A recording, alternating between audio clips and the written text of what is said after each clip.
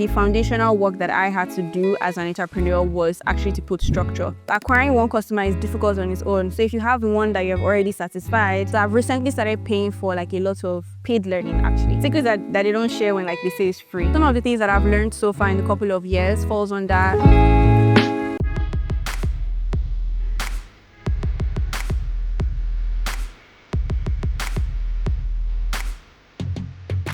Hi everyone, welcome to my space. My name is Sheba and I'm so glad that you're watching this video. For those that don't know me, I'm a young entrepreneur in my 20s and I've had a bit of experience, and this is actually the reason why I'm creating this video, to kind of bring you guys into my space to learn, just so that we can be a family and help ourselves to grow.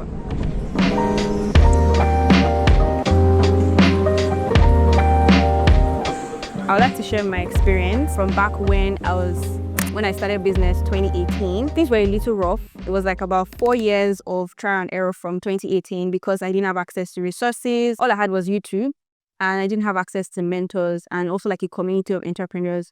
2020 was actually when COVID year was when I started to take more efforts, like go outward to look for like solutions for business and all of that. And then 2020 was when we actually hit breakthrough with my agency, Serifix. What actually helped us to hit that breakthrough was us creating a website for the agency. Having a website does something to your business when it comes to making your business more respected. And we're able to get our first international clients because we had a website to show. Also, at that period of us having a website, upgrading it, we were also able to like expand the team. So people that wanted to work with us, they started to see us as an actual company. So they were like more excited to come on the team.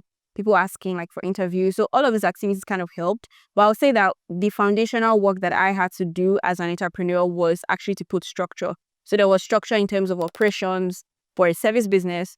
There was structure in terms of service rendering. There was structure in terms of finances. So there was already a system in place that all of these things that were happening publicly could kind of sit on to work.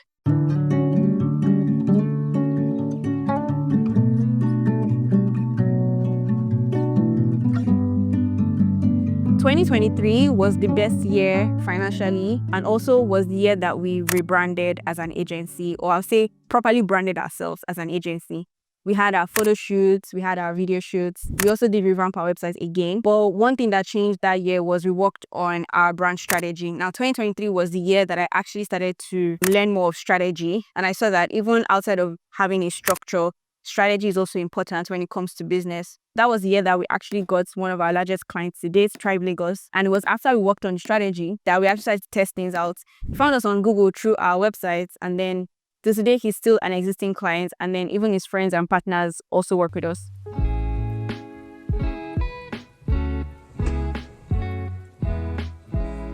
Me getting into 54 Collective and being a part of the entire ecosystem, especially their program for SMEs, entrepreneurs, I actually learned a lot from the entire program. It was not just about the grants that they were providing. It was more about the knowledge, the fact that I could go out and actually network with people, because that was one of the things that I lacked like last year. I wasn't going out as much. I wasn't really putting myself out there like physically in the face of potential customers. And during that 3-4 months program, I was able to do that. So we had a 3-day boot camp and we went there every day, back to back. Then we had to meet once a month physically. So from there, I was able to network with a lot of people who would be potential collaborators, partners, people who I learned from as well. I got some clarity on like running a startup, raising funds. Outside of my coach telling me that, oh, you need to define your target audience, you need to really check, in my conversation with people who I thought were my ideal clients, because I felt like everybody in that room were my ideal clients because they were entrepreneurs. When having conversations with them, I noticed that they were not. And that's when I actually realized that SMEs that don't have some sort of funding, and when I mean funding, I mean large enough funding, aren't my target audience. And that's when I decided that, you know what, let me actually look for people who have resources. And most of them, they're not in Nigeria. If I want to even get clientele that have resources to afford our services at my agency, I'm looking at big corporations or founders who are trust fund kids, for example, or people who have had businesses in the past that they've been able to build businesses before, but they just need, they want to start up a new venture and then they need experts. You know, I've had clients in that category, and those are like my target, I was able to really, really figure that out because everybody that I spoke to during that program, there were almost 20 something people that I spoke to could not afford, Seraphic services. And that gave me a lot of clarity on the direction to face. And it also gave me a lot of clarity in terms of defining our offers. So now that I knew that the people who could afford our major services are the big guys, I now recreated our offers for the SMEs that, okay, since they can't afford the millions, like, let me actually create something for them in the thousands, right?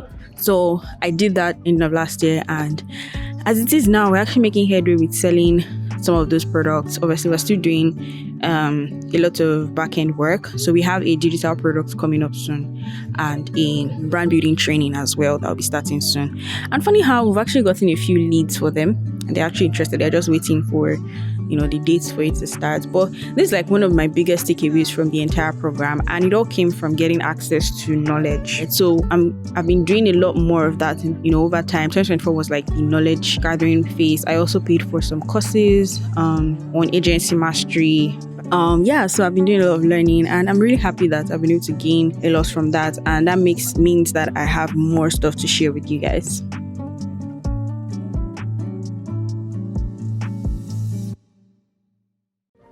2024, that's last year, one of the key things that happened for us was customer retention. Customer retention is also another thing that we need to really focus on as entrepreneurs, how to actually retain the existing customers that you have. Because acquiring one customer is difficult on its own. So if you have one that you have already satisfied, it's good to actually keep them so that they stay long enough. 2024 was when we were able to retain most of our customers, and they kept coming back and coming back. Last year was also when we got more retainer projects, like content creation and all. And it's been a great experience so far, especially with the team that I've been able to build. We're about 14 on the team, which I'm happy about. This is my journey so far. And in these 7 years of experience, I've learned and unlearned. I've also experienced negative things and positive things. And this is why I'm kind of redefining our space so that I can also bring you in to learn from my journey. So you don't have to go through that 4 years of trial and error like I did. So some of the things that I've learned so far in the couple of years falls under legal and business structure, sales, how to build operation systems, especially for service businesses, but also product businesses as well, and brick and mortar, team building, picking the right people, and knowing when to actually fire people that are messing up, because having the wrong people on your team can break things. Then also constantly learning. So I've recently started paying for a lot of knowledge, paid coaching to actually get I'll call it the secrets that they've been hiding. Secrets that they don't share when they say it's free. Yeah, so paying for constantly learning basically, and learning paid learning actually. Yeah, so that was another thing that I've learned. Oh yeah, and the last thing is networking. And this one is something I'm still trying to get used to because I'm an introverted person. And networking takes an extra effort. But networking actually brings in opportunities, things like partnerships, collaborations. And those two things can actually put you in front of more clients and more customers, and also helps build your brand. So those are the things that I have learned so far in the course of 7 years, and those are the things that I'm going to be sharing with you on this channel. Hey guys, good morning. I'm going to Food City. I just did some work this morning. It's currently 11 a.m. I finished up some work that I don't need my laptop for, so I'm going to use my tab.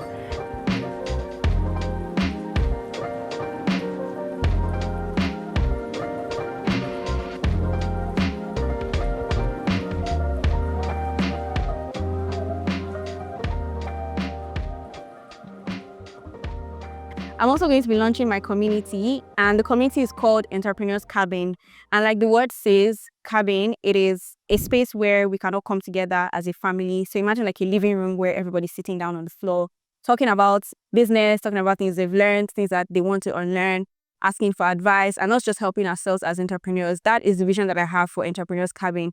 And we're starting with obviously the WhatsApp community so we can get to know ourselves online. We're going to be having physical hangouts once in a while so that we can also meet physically. And the whole goal is, like I said, sharing knowledge, sharing insights. And obviously that will start from me, but those of you guys also joining can also have room to share as well and also impact other entrepreneurs. One last thing that I'm excited about for the community is collaborated work. So I also see a situation where one business owner and another business owner in the community actually collaborate and partner together to market, so co-marketing, co-branding, launching collections together, launching services together. So me personally as an entrepreneur, my goals for 2025 centers around my personal self, me, my person, I'm trying to build personal wealth, which is also very important as an entrepreneur, because as an entrepreneur, you tend to put a lot of money into your business, pay your staff, and then you forget yourself. And you're like, why am I broke? My business is doing fine. So yeah, fixing up personal wealth. That's like one of my goals for 2025. Another goal would be starting up things that I've stopped because I couldn't like figure out how to juggle them. And the reason why I'm able to do that now is because I have a system in place that I can just plug and play for different ventures that I have in mind. So yeah, I'm going to be starting like new ventures. I plan to start my architectural firm, which is going to be exciting. I will be vlogging all the experiences that I'm going through and everything on this channel. So yeah, then most of all, I want to do more physical stuff. I'm always in my room. So yeah, I'm trying to go out more. So more hangouts, going to events, networking events. I'm going to be vlogging and documenting all of that. And then lastly, making more impact. So I'm open to like speaking engagements. I've had just one speaking engagement actually. So I want to do more so that I can impact more people like in their own space. Yeah, just impact generally. More content on social media. And I guess more consultations as well. So like paid consultations, I'm always available. And that's like the goal for 2025. So everything relating to joining my space is going to be attached in the description of this video. So you guys can check it out. So all the call to action links, they're all there. You guys can check it out. Yeah. Bye guys. I'll see you in my next video.